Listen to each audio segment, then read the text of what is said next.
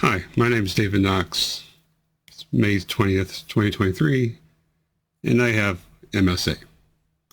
It's been probably 4 weeks since I really posted a video, better part of a month. There's an explanation for it. Nothing ludicrous, but I do have a cheat sheet. I kind of want to stay on topic this video.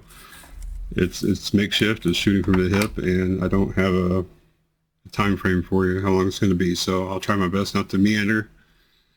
You might be able to tell from my voice that it's changing more. And the reason why I haven't been on in about 4 weeks is 4 or 5 weeks is I've been tired. I've been exhausted.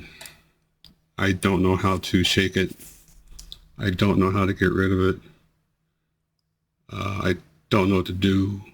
I went to my doctor, and my PCP, and my PCP's like, you have a very bad thing in front of you. So there's nothing you can do. Well, he says, can you exercise? I'm like, now what he was talking about, running and biking and stuff like that, and push-ups. And he says, well, without the exercise, your body's just not going to feel energetic. You can take whatever you want to. It's not going to help you without the exercise. So every time I wanted to come make a video, tired. I mean, beyond exhausted is the only way to describe that. So I'm trying, and keep in mind, I take Adderall for ADHD. I take Adderall. When Adderall does not help you to keep going, jittery and lively energy, that's how I can confirm that I'm beyond tired right now. It's when that doesn't work, Anyway, that's why I really haven't been on. I just no energy to sit here and try to edit and look through things, and I just but that's beyond. Let's put that in the past, hopefully, right? Point number 2, got my cheat sheet. Progression of the symptoms I have already. I have already. Walking is dangerous now for me. I'm still controlling the stairs pretty well, but walking, my feet my feet were the first things that my legs were the first things I noticed on msa. Maybe the urinary stuff before that. In retrospect, in hindsight, maybe, right? But I don't know. But the first thing I noticed, without a doubt, was my feet my legs not moving to the right step. And now my feet are wanting to do something other than the legs. What the legs are doing, they're not in sync anymore. So when I'm walking, my ankles are wanting to give out, my feet are wanting to fold on themselves and fall.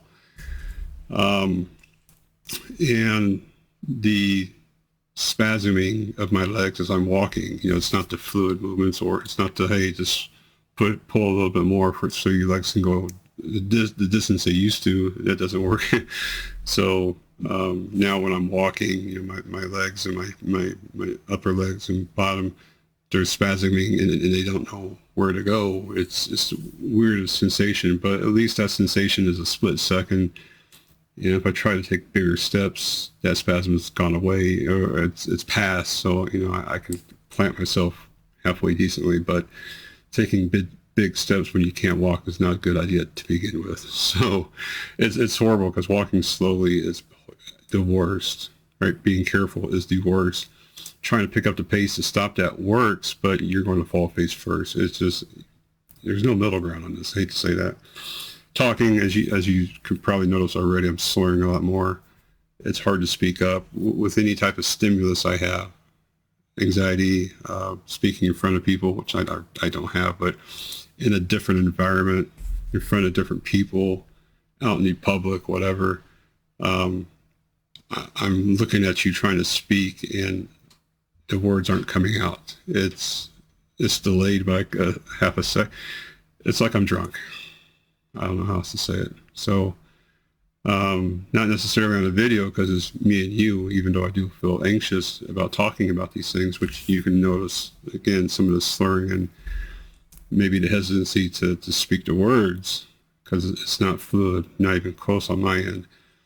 It just gets amplified the more and more I get into different things. My neck, I spoke about my neck before being painful. It goes away here and there. My neck now hurts 24/7. It's done that for the last 2 weeks, 3 weeks. It always come and go, but it's more of a swollen type. It's not swollen, but it feels like it's swollen and like a whiplash type of a thing. No matter what I do, if I go like this, it hurts and it's stiff. If I try to bring it back to the other side, it's stiff and things like that. So, moving, no matter what I do, even in bed, just laying down flat, the neck is, I told you before, I thought that might be that postural issues that MSA and Parkinson's people have too. Yeah, it's here. That's absolutely what it is. Like I know already. Okay. Exhaustion I spoke about. I mean, I can't get to a half a day. I can't get past noon or 11 o'clock without wanting to just pass out and die. I mean, it's tough to keep going. Deep breaths and caffeine, keep throwing stuff at it as much as I can. Bad thing is that doesn't help. So the exhaustion is beyond belief. Bladder, we'll get into that with the Mayo Clinic, but bladder is now more controllable. Really not the number 2 part. That's always, bowel movements is always a thing, but that's more controlled. That started much later. Urinary, which I think the urinary to bladder, which preceded that, all of the symptoms to begin with, I think, going back in hindsight, it's 2020. It's taken a nosedive. Not able to get very many places anymore, traveling longer distances. I don't know when I'm going to go and how much I'm going to go and if I'm going to make it there. So, you change things by going more often, even if you don't have to, and spending many more minutes in the bathroom, making sure you went all the way. And even then, no guarantee. So, yeah, the last few weeks I've had some very bad episodes of not making it for not bowel movements, but bladder. So, but again, we'll talk about that later. Tremors are much more amplified. I mean, my voice is, if you might hear that, my voice is absolutely a part of that. But tremors are, they don't stop. Now, the more actions I do, the more tremors I get, the more shaking I get.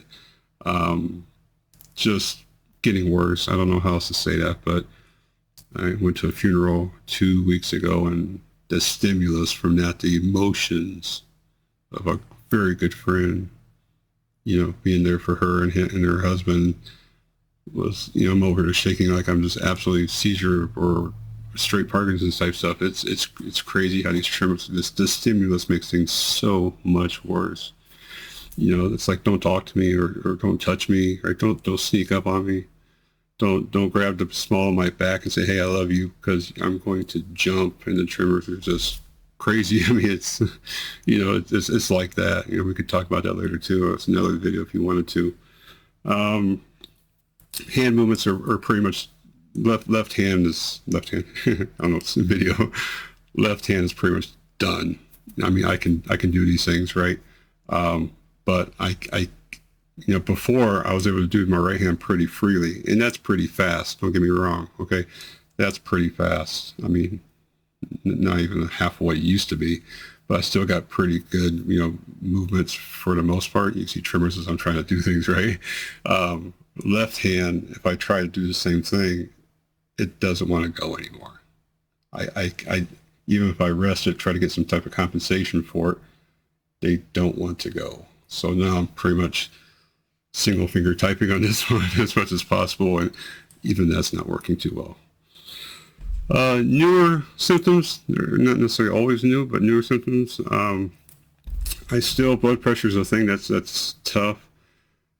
Standing up, a lot of times now, I'm getting lightheaded to the point of passing out. And it's bad when I stand up, especially from a bathroom or beds and stuff, and you get dizzy, but that's just not it. But you get so dizzy, your vision starts to go, and your face is numb, like pins and needles. My face feels like pins and needles. And the only reason that happens is because you're losing your blood pressure, right, drastically, more than just a very minimal part of the 30 BP points that they talk about. So that's a struggle. It's not horrible.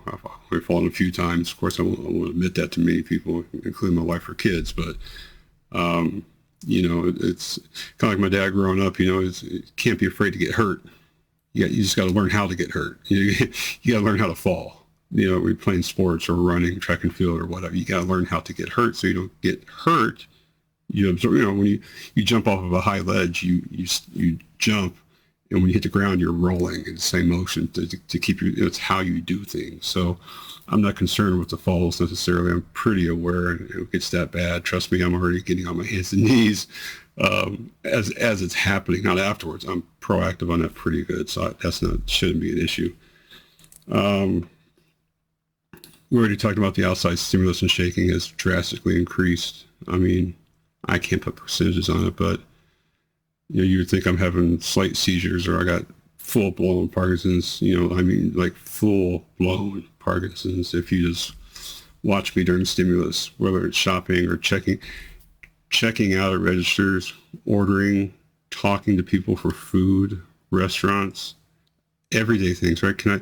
Walmart prescription, can I get your license? The getting of these things is absolutely, nuts right now. I wish you could see reaching into my pockets, right? I mean, if I try to get my wallet out, it's, of course, this is a different type of wallet, but it is almost impossible. And I've mastered it pretty good, by the way. I've mastered this, but people don't know what it is, especially somebody pretty young, such as myself, 43. I don't care what people think about me. I could care less, by the way, but it's very unusual to see things like that. That's 3 out of 5, by the way, 3 out of 4. Number 4 was test results to Mayo Clinic. And see if I can show it to you here. Now, I will have to edit some of this stuff out or whatever, but we did some blood work. And my blood work, again, shows up protein and blood in my urine. And the urologist over there, she's like, well, I don't care too much about the little thing, a little bit of blood and protein. I was like, but all the other tests I've had still have blood and protein in them too. Like, this ain't just a one-time thing. This is ongoing now at this point. So the reason for blood and urine, blood and protein in your urine is your kidneys. So not working the way they're supposed to, which goes into the test I had, the urology.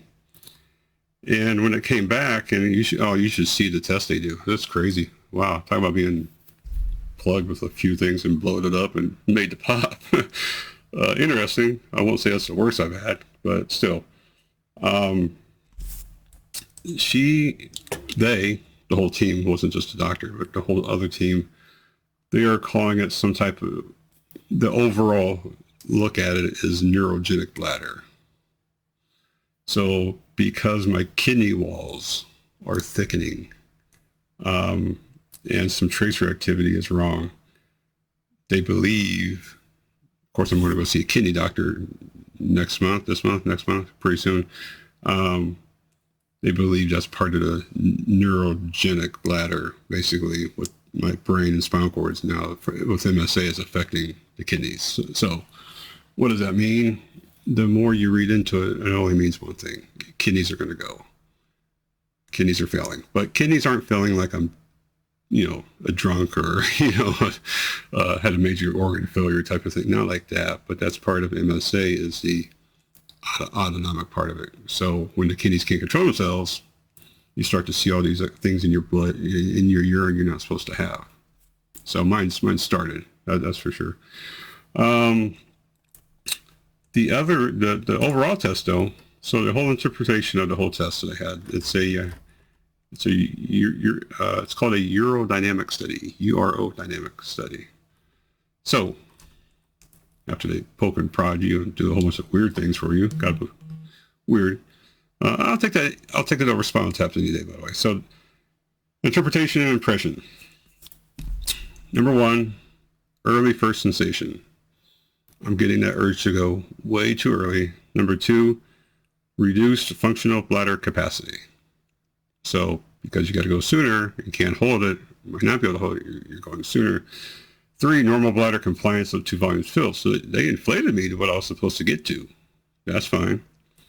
It's not going to have a leak anywhere, like inside of me. 4, positive evidence of detrusor instability with no associated leakage. We could talk about detrusor on another one. 5, no evidence of stress incontinence. So other things contributing to going. Number 6, EMG activity reduced appropriately during the voiding phase, and there was no evidence for detrusor sphincter dysnergia. Whatever. Don't make me spell that out. It's a good test, or that part of it was. Number 7, during the voiding process. So basically, I was also able to void out everything properly. So the problem with the urodynamic was I voided I expelled all the fluid that I had. I actually expelled more than I began with, because that's how the system works when they're bloating you up with liquid. But the test was, so what she says, I'll just read what she says on here. She said, where is it at here? She sent me, well, I had it here somewhere. Yeah, she texted me, or she messaged me and was talking about the study. I don't have the results on that part of it, but I'll try to find it for you. My whole bladder is spasming, kind of like you got these tremors, right? And I talk about these crazy movement spasms. My bladder is uncontrollably spasming, and that's part of that neurogenic bladder that they talk about, which again is related back to MSA and Parkinson's and other neurodegenerative diseases.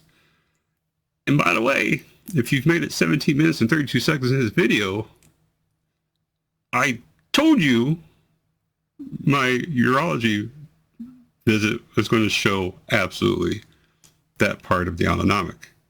So I still got gastrointestinal to go, right, bowel movements, next month, I think the 14th of June.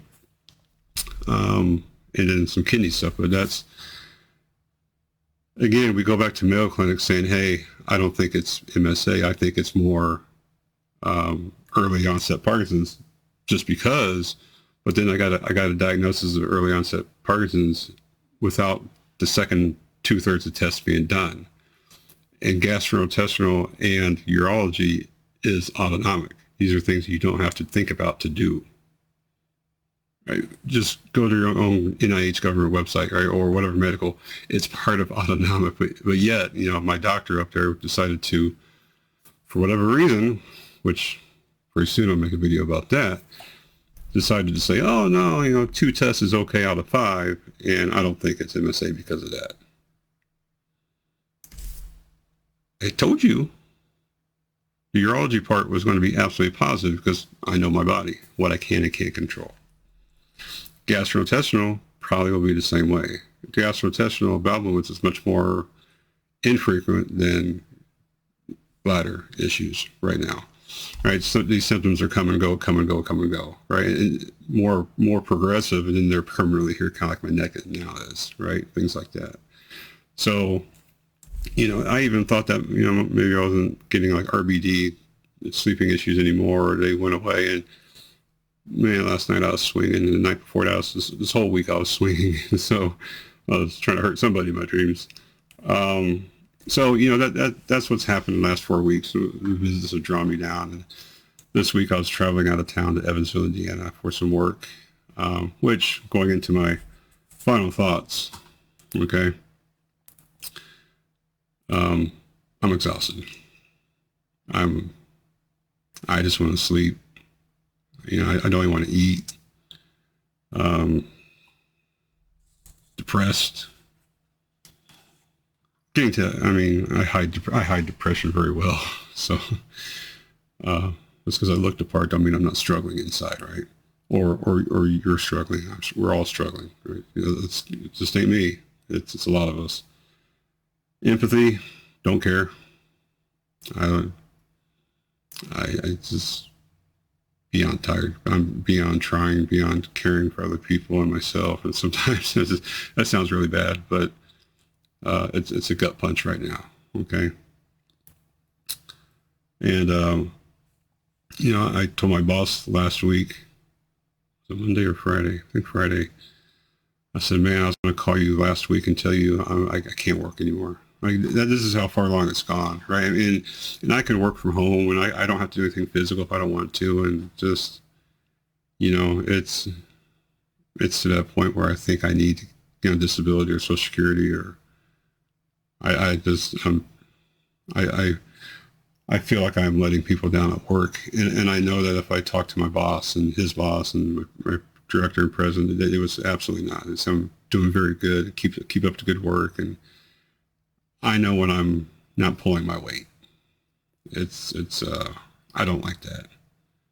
I really don't. But I have a project anyway for work that myself that I'm doing. I'm trying to create a university type of website for my company, so they have somewhere to go to after me. Not that I'm the know all and see all, but I want to at least go out on short-term, long-term, or disability or whatever, or family medical leave, at least knowing that they have something there in the interim to hold them down until at least maybe I can get back or not. You know, that's a whole nother story.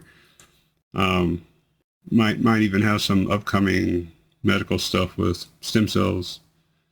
That's another story. I don't know if I want to make, you know, that money be spent for that, but we've been invited to go to do some stem cells in Mexico, Monterrey. What I talked about in Reddit, I got some feedback from Reddit and YouTube channel, and they're good progress. Probably start all of them practically improve. I'm not going to say normal, but they vastly improve. But they relapse usually between 6 months and a year back to where they're going. So the question is, do they relapse back to the same point after 6 months to a year, or do we relapse and start the process over with 6 months to 1 year, right? So I'm in this 2 years and 3 months. So if this is like turning the clock back 2 years and 3 months and starting from the beginning with my feet, I'll take it. But if I'm going to be back into the same where I am right now, 6 months to a year, I don't think that's worth the $50,000 or $45,000 or 60, whatever. I don't. Personally, my own opinion. Oh, but it can give you another year of your life or so. I can care less about that. Going bankrupt for health is not what it should be. So I'll go to my grave with that thought, whether you agree with me or not. Bankrupting you, your family, your relatives for another year of life, I don't need it. You might want it. My kids might want it for me. My wife might want it. My mom and her husband. I don't need a year, personally. That's a hard thing to say and to be honest about it, but not worth the money. Okay? It's like that $210,000 Escalade. I might want it. Don't need it. Right? That's not worth the investment. Not for what I make of my salary. So, you know, that's how it went. You know, I will say very quickly, you know, when I was at work, out of town traveling, some fiber optic things, telecommunications, and you know, I finally realized I'm not what I was, and I'm still mad right now. I'm beyond pissed. I'm mad. I'm frustrated. I'm good at what I do. I won't say great, save that for God, but I'm good, really good. And to sit there and have to sit, you know, get the instructor, pull him to the side and say, hey, I apologize, but here's my story. And I didn't realize until I try something how it's going to go. And it sucks. It really, it hurts knowing that, you know, I can't keep up with the others. And it's not because of age. It's not because I'm getting old. It's because my brain and parts in association with spinal cord isn't letting me do it anymore. Right? You want me to slightly score the outside of fiber optic cords to strip them. I can't get that pressure. Right? It's either everything or nothing. You know, it's like giving a Parkinson's person, a very progressed Parkinson's person, a knife to say cut the turkey at Thanksgiving. Yeah, yeah, okay, let's see how that goes. It's just like that. So, you know, I don't know where to go from there, but we're hanging in there, right? Um, that's that. I'll try to have some more topics for you. There's also another study another test that detects Parkinson's. I had my last video was for the Michael J. Fox one, the AA test, and now there's another one that also came out with over 90% accuracy too. So technology's turning the corner. Now we can test for it. Second study, I got to read a little bit more into as far as does it detect non-Parkinson's and Parkinson's together or just one or the other. But technology is catching up rapidly. For those of you that have Parkinson's, good for you.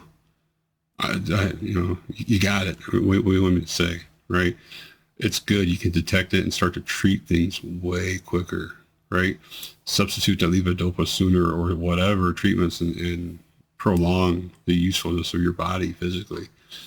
But those of us with MSA, we're screwed. I mean, right? It's nice. You know, nice to hear about these advances and changes, but until a cure some comes by or some therapeutic, some treatment, not changing what I got, right? But I'm positive. I'm happy. I do want to do some traveling for MSA. That gentleman, Phil on Facebook, Phil something. He's the CEO of part of the MSA Trust Coalition, something like that. I want to travel and make things known. I want to try. You know, I want to go. I don't want to overrule Parkinson's, but I want to go to events. I really do. I want to have a booth up there and talk about MSA, be an advocate more than just videos. And that's another video in itself too. I've reached tens of thousands of people so far. I have more views in other countries than the United States because those other countries, the Philippines, Brazil, the UK, you know, China, all of them, they don't have Mexico. They don't have what we have in the U.S. in parts of Europe. So you should see the amount of subtitles in other languages that I have going on the YouTube channel, right? I'm happy about that. I don't expect perfection. I don't expect to be a billionaire and, you know, and you know, get a medal at the White House, right? But touching so many people, at least that they're you know, you only watch videos about MSA for a reason. You have it, or somebody you love, or a great friend of yours has it. I care about those people that unfortunately you have it, or somebody you love or know has it. You're in my heart, right? Those are the ones I would rather have 1/100th of the population views on my channel if they're meaningful, right? So I do have some of the videos I'll try to post of me typing and moving and things. It's almost summertime, not today, but tomorrow. I'll try to give you guys more videos of how the walking actually looks like. It's very awkward when you actually see it, but it's hard to see walking abnormalities when you got pants on because it's cold outside, right? So I'm going to try my best and get some more content, more visual things for you, because I think that's what matters most, right? It's kind of funny though, because too, when I was out of the town working, my instructor down there, you know, he was talking about, you know, he's had this shakiness and exhaustion. Now, of course, shaking tremors could be a lot of things, but it's amazing how you can relate to other people that might not be MSA or Parkinson's, but you know, we all have some things going on. And I was blown away with the context, the compassion that this instructor, who I've known for a few years, but I was blown away by how compassionate he was. You know, he can see it, he sensed it. I told him, and you know, you can hear the admiration in my voice, the emotion, and you know, we all have stuff in common. You know, it may not be black and white and rich or poor, but we got more things in common than what you think. So again, I just ask, if you like the video, give me a like, subscribe, share it wherever you want to. Facebook, Instagram. You can share my videos to death do us part. I don't want to own these videos. I know they're on my account. I want you to send them anywhere you want to, download a voice over them, yell at me, compliment me, or correct me. I want the conversation to continue. With no conversation, we don't move forward. We don't bring awareness to this, right? My daughters have a publication at school dedicated to treatment, the inability for specific treatment to MSA. I mean, we're moving in the right direction. So I'll let you guys know about the Mexico thing, how that's going to go, if we're going to do that. Again, I have a feeling my wife and my mother is going to force that down my throat, whether I like that or not, which is fine to me. I don't want to spend money for that stuff for a year or 6 months, but we're all different how we handle things. So I appreciate you very much. Love you guys to death. And, if you guys have any comments, suggestions, you questions, you want me to answer things, I have no problem talking about them publicly, privately, my personal issues, not so personal. I have no care. Keeping things to myself is not going to help you.